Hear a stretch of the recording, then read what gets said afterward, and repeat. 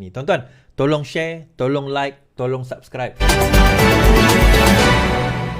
Kan pengundi UMNO jangan terpengaruh kempen tak keluar mengundi, Zahid.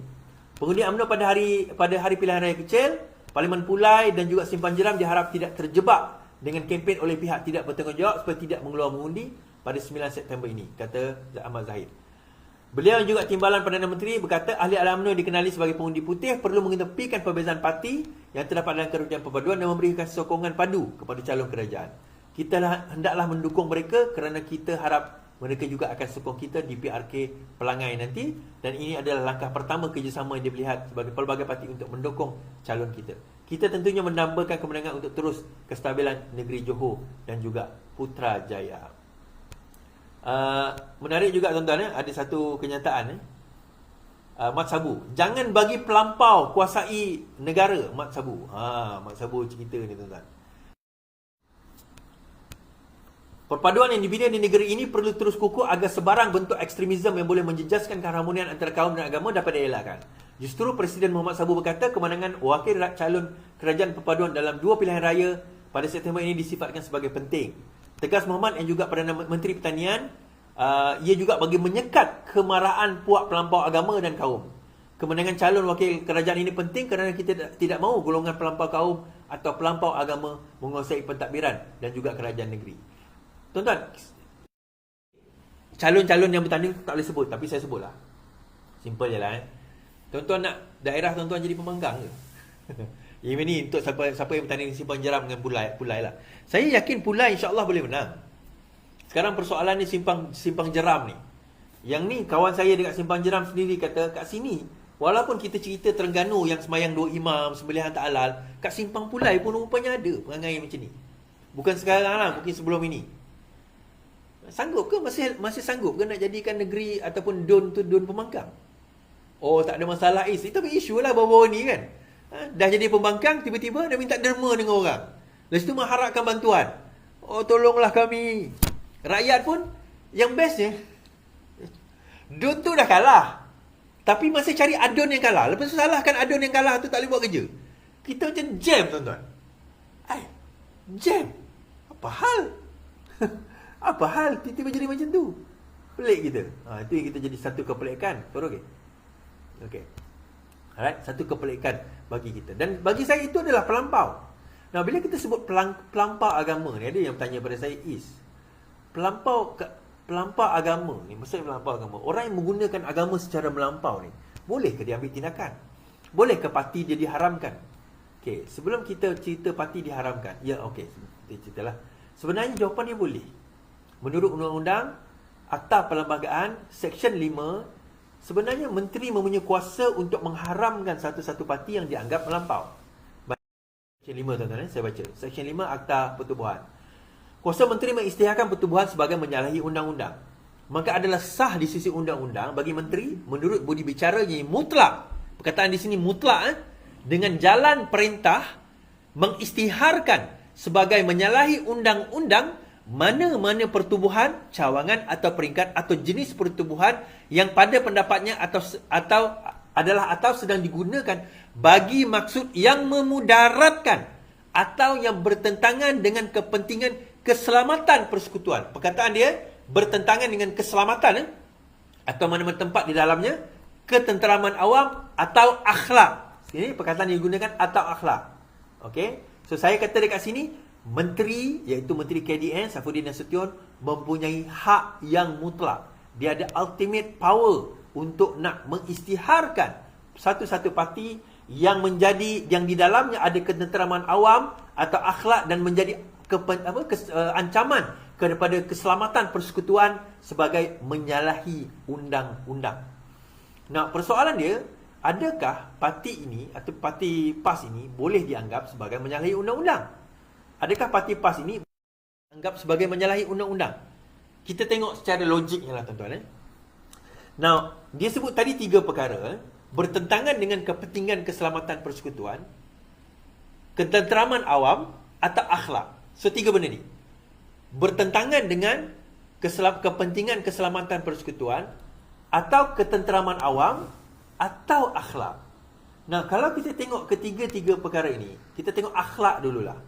Adakah parti PAS ni boleh dikirakan sebagai antara parti yang berkemungkinan, saya tak kata ya, berkemungkinan boleh menyalahi akhlak? Jawapan mudahnya ya. Parti mana yang paling banyak kalah saman, tuan-tuan? Itu baru cerita akhlak. Parti mana yang paling kuat menabur fitnah, tuan-tuan? Parti mana yang paling kuat menabur fitnah? Parti mana yang paling kuat, orang kata apa, berbohong dengan pengundi dia? Sanggup dia bohong dengan pengundi dia demi kerana nak dapat undi. Sanggup. Akhlak, itu yang pertama. Mengancam keselamatan awam. Baik. MAIS ada mengeluarkan satu kenyataan. Okey. MAIS ada keluarkan satu kenyataan. Saya baca. Right. MAIS nafi Hadi sebagai pengikut ajaran sesat. Okey. Majlis Agama Islam Selangor menafikan kenyataan seorang pemilik akaun Facebook yang mendakwa agensi agama itu mengisytiharkan Presiden PAS Tan Sri Abdul Hadi sebagai ajaran sesat. Setiausaha Ahmad Syahir Makhtar berkata kenyataan dibuat naik pada 1 September itu mempunyai unsur fitnah dan seterusnya menjatuhkan imej MAIS. MAIS mendapati kandungan dibuat naik di akaun sosial media itu adalah tidak benar dan mengandungi unsur fitnah yang boleh mencemarkan imej MAIS sebagai pihak berkuasa agama di negeri ini. Okey. Posting, itu ada lah, viral juga posting tu, mengatakan bahawa MAIS telah mengisytiharkan Hadi sebagai pengikut ajaran sesat. Posting tu bukan saya sebut, posting tersebut. So MAIS mengeluarkan kenyataan, MAIS tidak pernah mengeluarkan sebarang kenyataan ataupun sebarang fatwa yang mengatakan Hadi itu adalah pengikut ajaran sesat. Now, bukanlah bermakna dekat situ bermakna Hadi itu bukan pengikut ajaran sesat. Tengok MAIS cakap. Tak, MAIS tak keluar kenyataan bahawa sah Hadi itu bukan pengikut ajaran sesat. Bukan.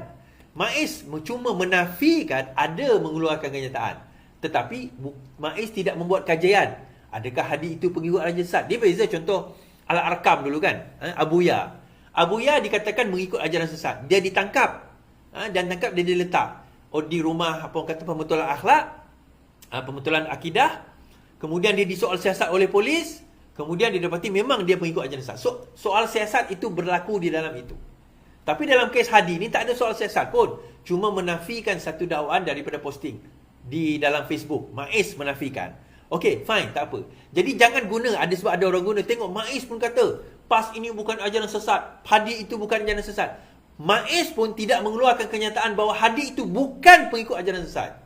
Itu yang kita kena faham. Dia cuma menafikan kenyataan posting Facebook itu yang mengatakan bahawa Hadi pengikut ajaran sesat. So, kena faham benda tu. Nah, soalan dia, adakah Hadi ini pengikut ajaran sesat? Tak. Itu kita kena letak tu dulu. Kita outlinekan base dia dulu. Hadi bukan pengikut ajaran sesat. Maksudnya Hadi ni bukanlah membawa ajaran sesat. Itu kita kena faham. Hadi ni bukan membawa ajaran. Ajaran dia ajaran Islam. Secara apa yang dia ajarkan itu ajaran Islam. Cuma interpretasi dia terhadap Islam dan politik dengan apa yang dibawakan itu membawa kepada polemik kesesatan.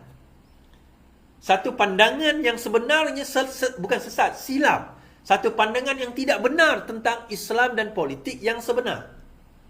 Yang ini saya akan buat video lain berkenaan dengan Islam dan politik yang sebenar. Tetapi Islam dan politik gaya Hadi Awang, gaya PAS pada masa kini adalah Islam politik yang cacat dan rencat. Kerana itu bukanlah pandangan Islam politik yang sebenar. Mengkafirkan orang lain yang tidak sepahaman dengan parti politik dia, menyesatkan orang lain, meletakkan ke dalam neraka, meletakkan ahli dia dalam syurga, semata-mata kerana mengikut PAS umpamanya, bukanlah datang daripada ajaran Islam. Itu datang daripada ajaran PAS. Dia nak percaya itu terpulang kepada dia lah. Tetapi Islam tak pernah ajar perkara tersebut. Islam tak pernah ajar akhlak yang buruk kepada pengikut-pengikut dia. Seperti menghina orang lain. Seperti merendah-rendahkan orang lain. Pernah dalam satu hadis Rasulullah SAW, apabila ada seorang sahabat menghina sahabat yang lain, dia kata, celakalah. Hadis ni kata, celakalah kamu yang mengejek orang lain. Ini hadis Rasulullah SAW. Rasulullah melaknat orang yang mengejek orang lain. Tuan-tuan, teruskan ejekan itu, teruskan makian itu. Slow sangat korang buat kerja ni. Kerana apa? Saya tak boleh dapat gift, tapi saya boleh dapat pahala. Alhamdulillah. #VPN. Dan mereka inilah yang menjadi virus Perikatan Nasional. #VPN. Dan mereka inilah yang merosakkan negara. #VPN. Dan mereka inilah yang menutup negara sehingga aku terpaksa buat benda yang aku kena buat, yang aku tak boleh sebut kerana aku ada gag order juga. #VPN, tuan-tuan.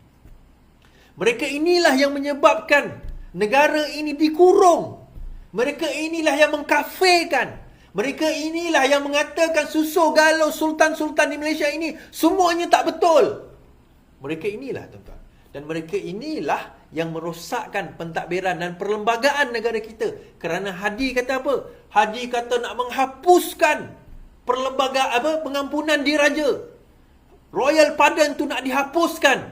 Mereka lah virus Perikatan Nasional. #VPN, tuan-tuan. Tolong tulis kat bawah #VPN. Terima kasih.